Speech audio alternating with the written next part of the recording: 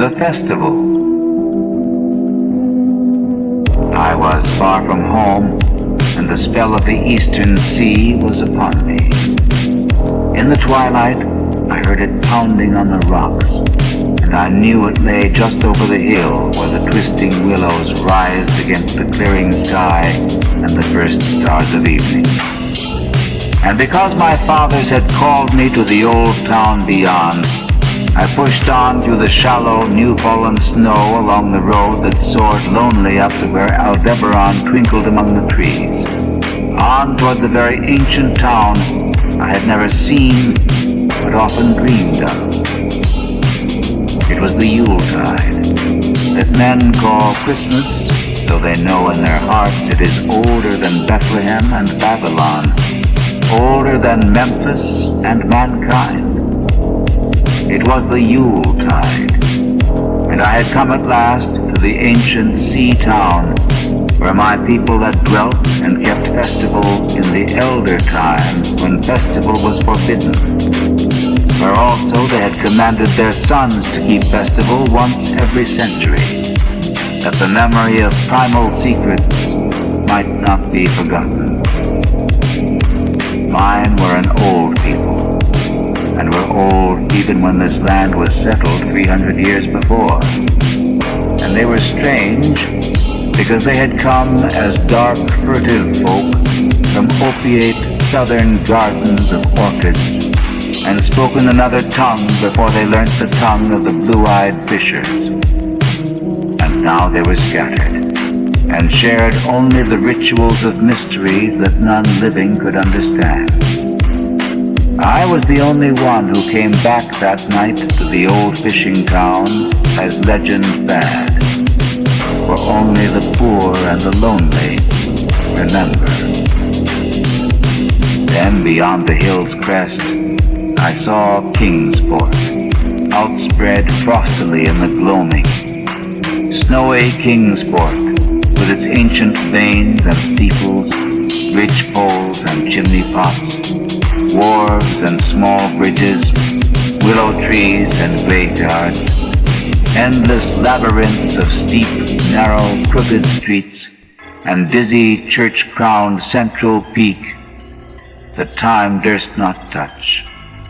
Ceaseless mazes of colonial houses piled and scattered at all angles and levels like a child's disordered blocks. Antiquity hovering on gray wings over winter-whitened gables and gambrel roofs. Fan lights and small-paned windows, one by one, gleaming out in the cold dusk to join Orion and the archaic stars. And against the rotting wharves, the sea pounded, the secretive, immemorial sea out of which the people had come in the elder time. Beside the road at its crest, a still higher summit rose, bleak and windswept, and I saw that it was a burying ground where black gravestones stuck ghoulishly through the snow like the decayed fingernails of a gigantic corpse. The printless road was very lonely, and sometimes I thought I heard a distant, horrible creaking as of a gibbet in the wind.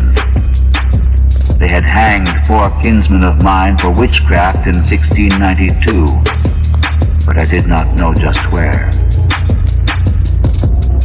As the road wound down the seaward slope, I listened for the merry sounds of a village at evening, but did not hear them.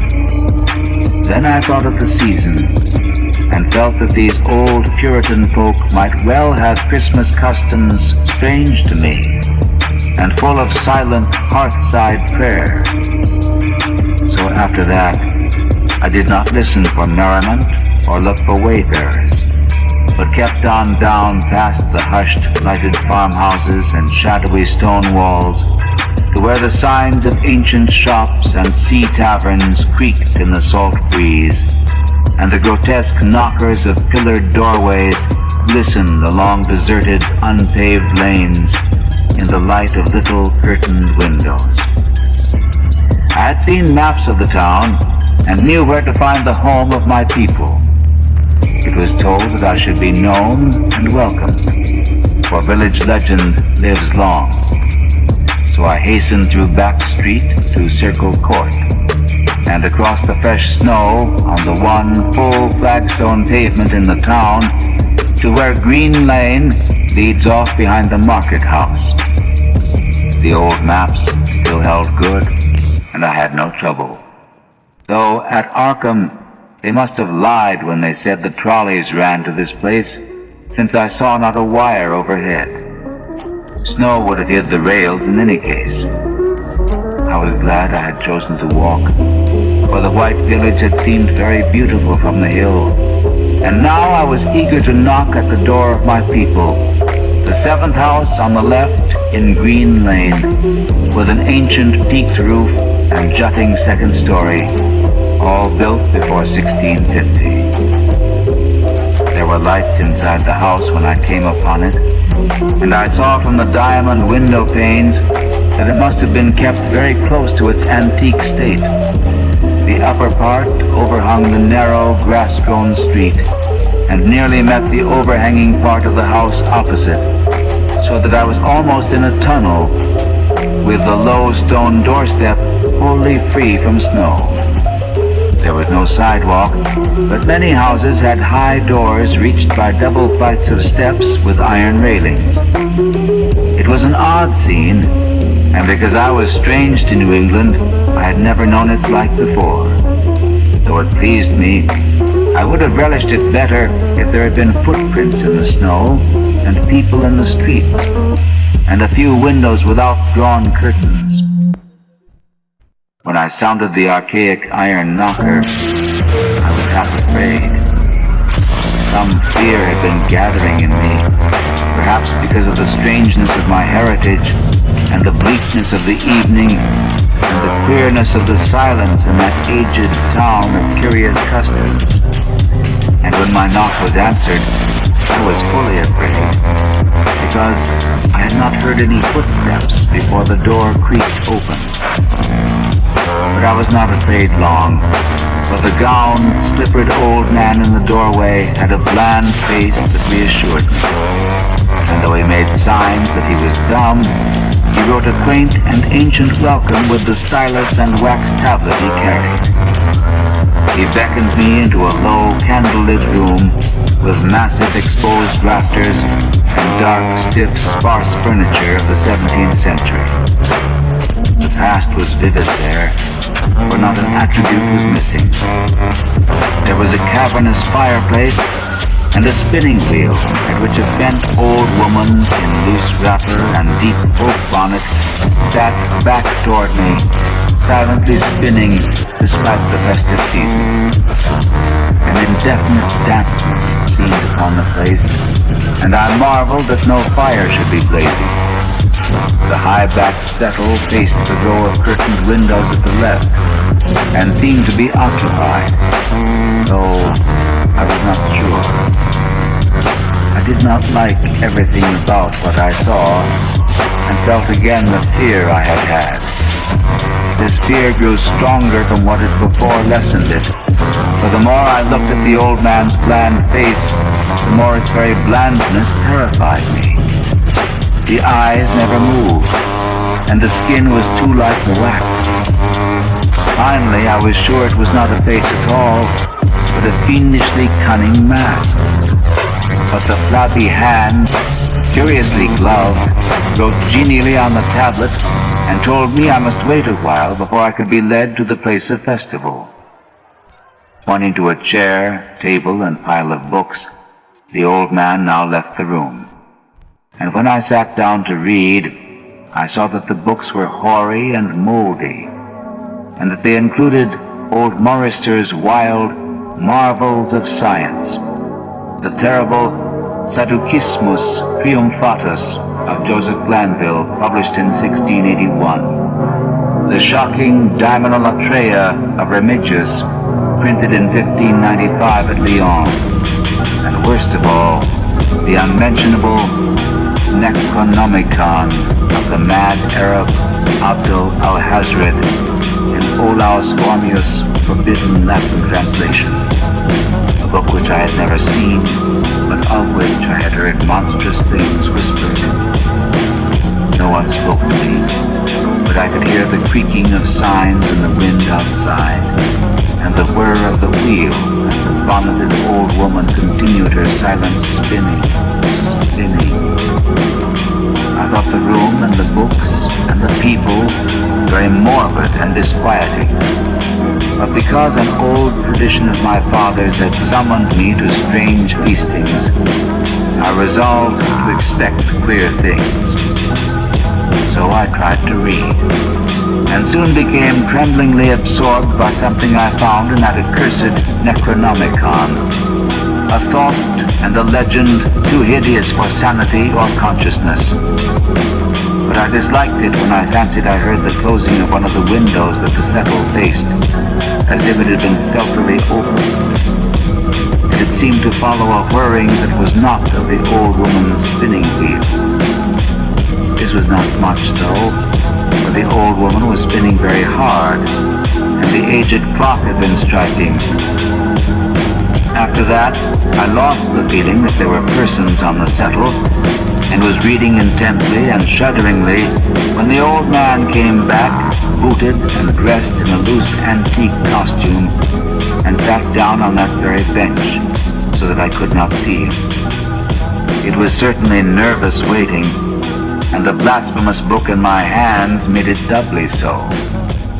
When 11 struck, however, the old man stood up, glided to a massive carved chest in a corner, and got 2 hooded cloaks, one of which he donned, and the other of which he draped round the old woman, who was ceasing her monotonous spinning.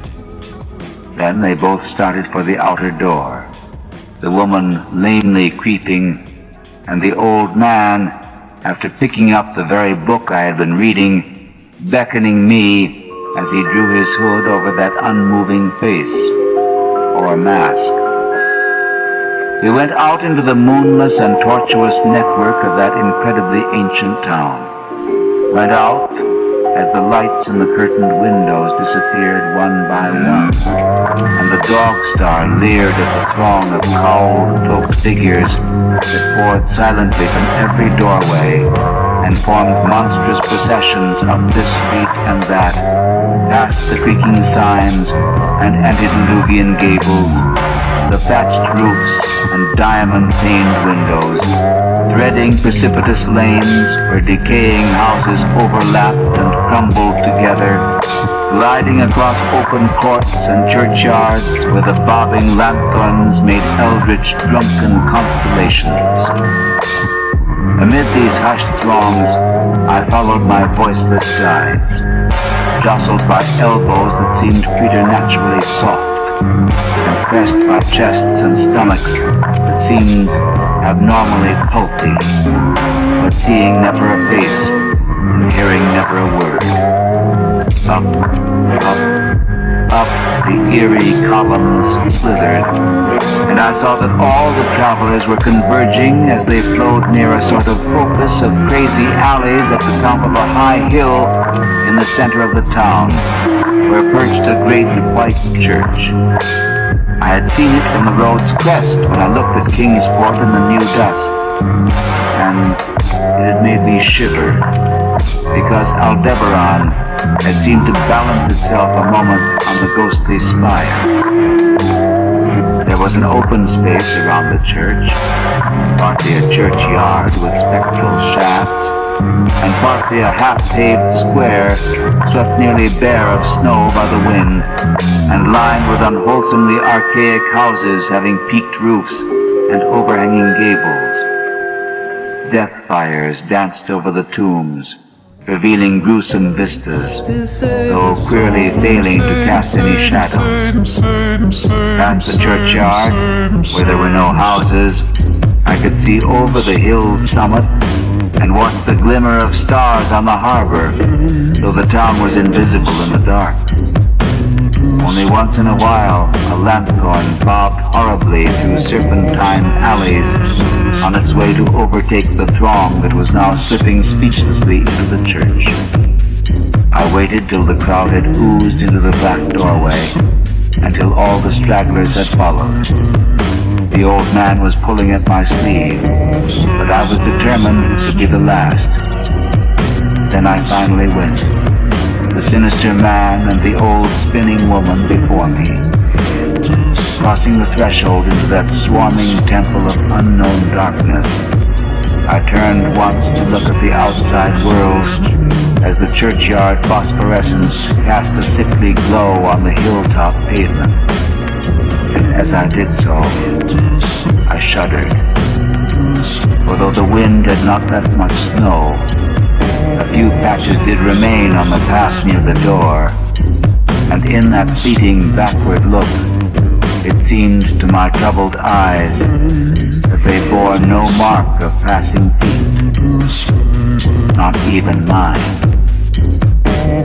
The church was scarce lighted by all the lanthorns that had entered it, for most of the throng had already vanished. They had streamed up the aisle between the high white pews to the trap door of the vaults which yawned loathsomely open just before the pulpit, and were now squirming noiselessly in. I followed dumbly down the foot-worn steps and into the dank, suffocating crypt. The tale of that sinuous line of night marchers seemed very horrible, and as I saw them wriggling into a venerable tomb, they seemed more horrible still. Then I noticed that the tomb's floor had an aperture down which the throng was sliding, and in a moment we were all descending an ominous staircase of rough-hewn stone. A narrow, spiral staircase, damp and peculiarly odorous, that wound endlessly down into the bowels of the hill, past monotonous walls of dripping stone blocks and crumbling mortar. It was a silent, shocking descent, and I observed after a horrible interval that the walls and steps were changing in nature, as if chiseled out of the solid rock. What mainly troubled me was that the myriad footfalls made no sound and set up no echoes. After more eons of descent, I saw some side passages or burrows leading from unknown recesses of blackness to this shaft of nighted mystery. Soon they became excessively numerous, like impious catacombs of nameless menace, and their pungent odor of decay grew quite unbearable. I knew we must have passed down through the mountain and beneath the earth of Kingsport itself, and I shivered that a town should be so aged and maggoty with subterraneous evil. Then I saw the lurid shimmering of pale light, and heard the insidious lapping of sunless waters. Again I shivered, for I did not like the things that the night had brought, and wished bitterly that no forefather had summoned me to this primal rite. As the steps and the passage grew broader, I heard another sound, the thin, whining mockery of a feeble flute, and suddenly there spread out before me the boundless vista of an inner world, a vast fungus shore bitten by a belching column of sick greenish flame, and washed by a wide, oily river that flowed from abysses frightful and unsuspected to join the blackest gulfs of immemorial ocean. Fainting and gasping, I looked at that unhallowed Erebus of Titan toadstools, leprous fire, and slimy water, and saw the cloaked throngs forming a semicircle around the blazing pillar. It was the Yule rite, older than man and fated to survive him, the primal rite of the solstice and of spring's promise beyond the snows, the rite of fire and evergreen, light and music. And in the Stygian grotto, I saw them do the rite, and adore the sick pillar of flame, and throw into the water handfuls gouged out of the viscous vegetation which glittered green in the chlorotic glare. I saw this, and I saw something amorphously squatted far piping noisomely on a flute. And as the thing piped, I thought I heard noxious muffled flutterings in the fetid darkness where I could not see. But what frightened me most was that flaming column, spouting volcanically from depths profound and inconceivable, casting no shadows as healthy flame should, and coating the nitrous stone above with a nasty, venomous verdigris.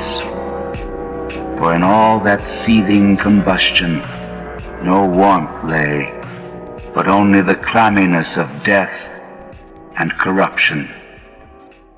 The man who had brought me now squirmed to a point directly beside the hideous flame, and made stiff ceremonial motions to the semicircle he faced. At certain stages of the ritual, they did groveling obeisance, especially when he held above his head that abhorrent Necronomicon he had taken with him. And I shared all the obeisances, because I had been summoned to this festival by the writings of my forefathers. Then the old man made a signal to the half-seen flute player in the darkness, which player thereupon changed its feeble drone to a scarce louder drone in another key, precipitating as it did so a horror unthinkable and unexpected. At this horror, I sank nearly to the lichened earth, transfixed with a dread not of this nor any world, but only of the mad spaces between the stars. Out of the unimaginable blackness beyond the gangrenous glare of that cold flame, out of the Tartarian leagues through which that oily river rolled uncanny, unheard, and unsuspected, there flopped rhythmically a horde of tame, trained, hybrid, winged things that no sound eye could ever wholly grasp, or sound brain ever wholly remember.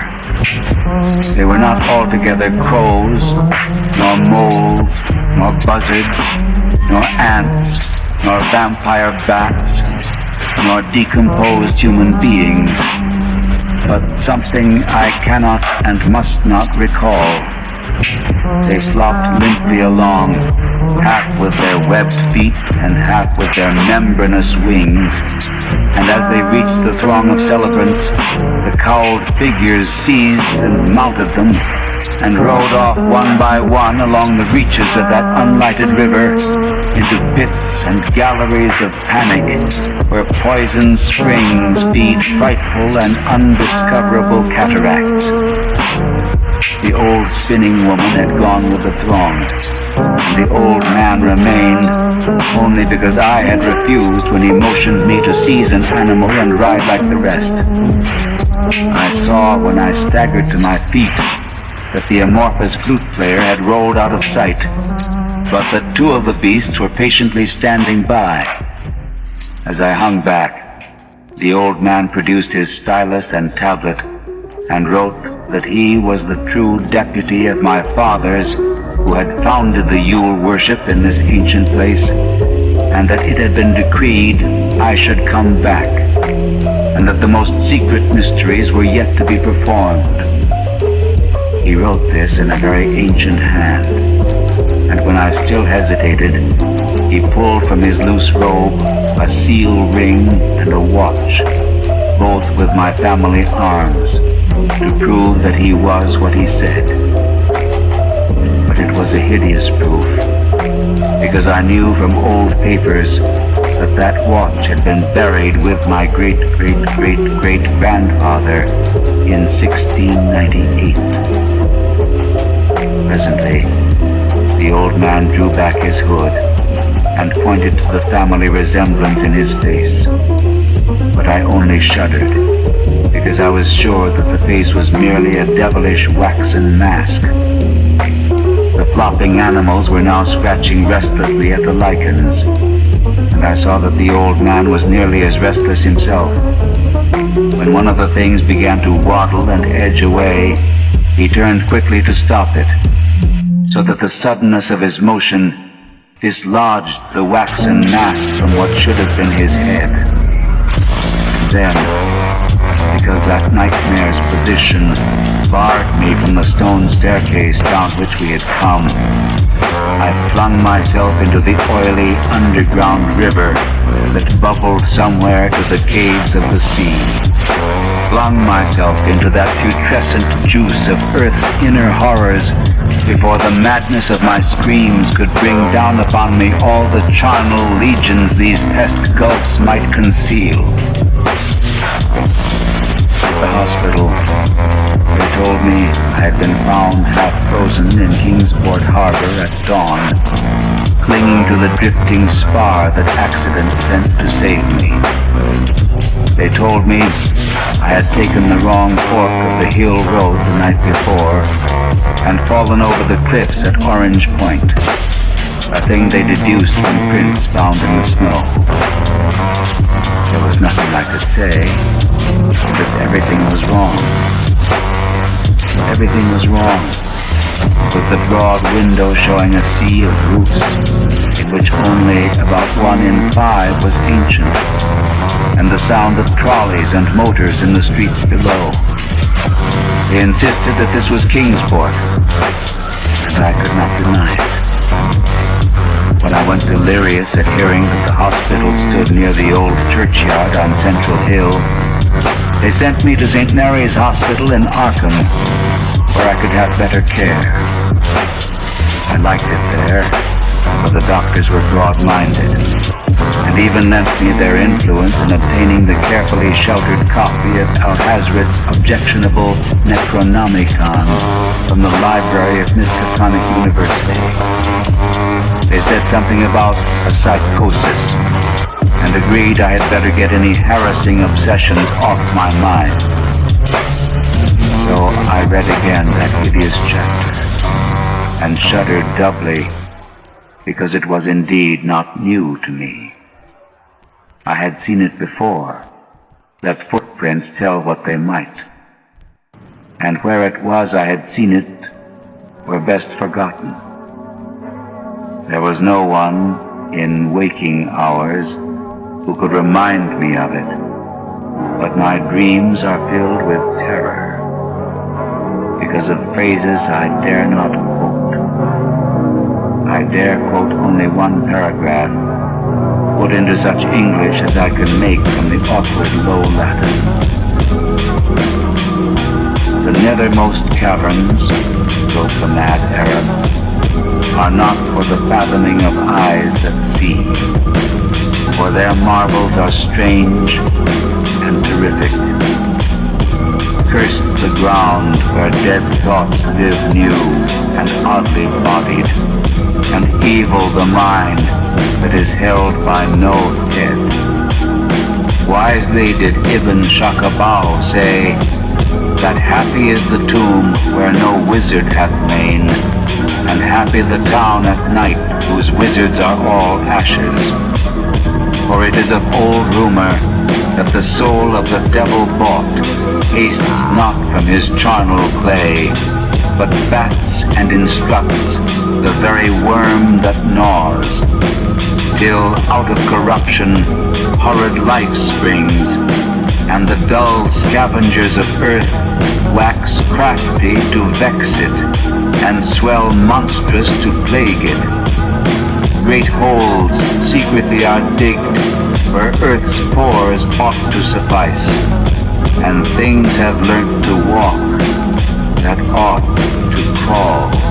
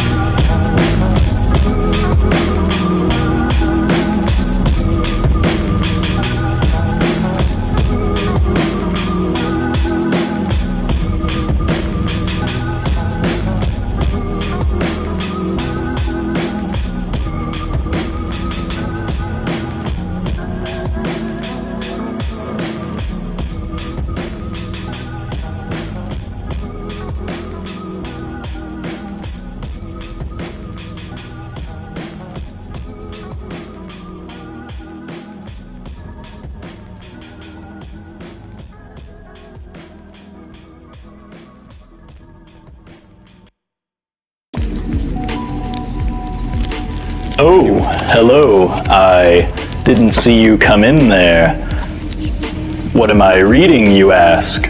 Why, I'm reading a copy of The Dark Door, the newest horror publication from Ill-Advised Records, a horror zine spanning nearly 80 pages of original horror fiction, artwork, and music from some of the most macabre mavericks on this side of the internet.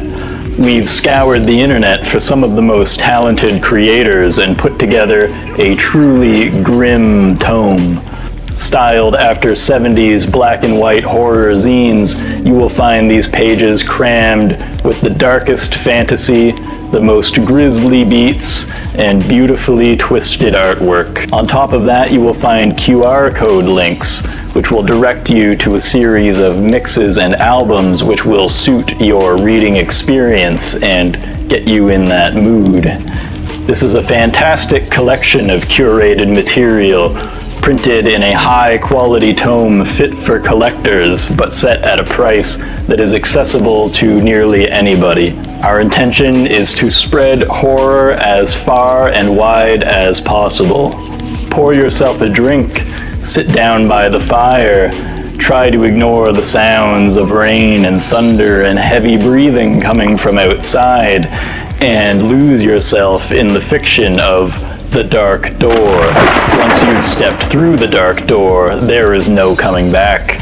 The Dark Door is a serial fiction zine, and we will be attempting to publish as many as 4 episodes per year.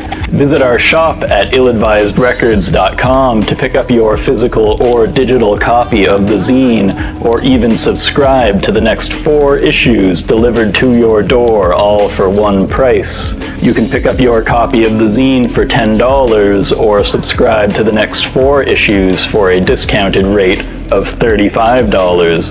Your subscription support will help us to continue to create future issues of The Dark Door.